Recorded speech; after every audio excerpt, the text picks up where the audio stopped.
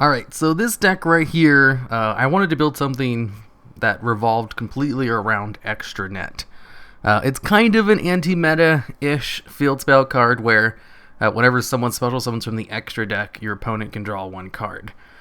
So I wanted to run a deck that didn't rely on the extra deck but could still special summon. So that's why I'm not running too many super anti-meta cards. And what I ended up doing by mistake was when I was going through all of the cards, I kind of just threw together a hat deck with hands, artifacts, and a lot of trap hole cards.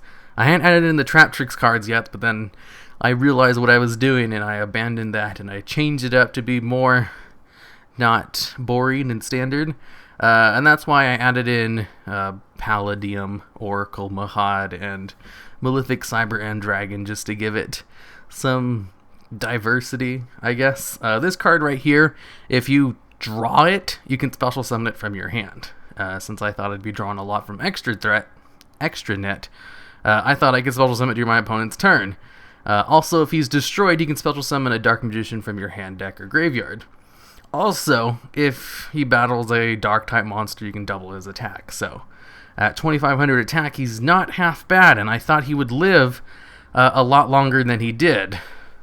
I was able to bring him out through draws. That's why I'm also running Supply Squad and Reckless Greed.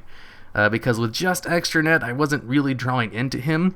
And in fact, I kept just drawing him in my opening hand, like literally every single duel I did, which was just pissing me off because that's not something you want in your opening hand. It's something you want to draw into so you can special summon it.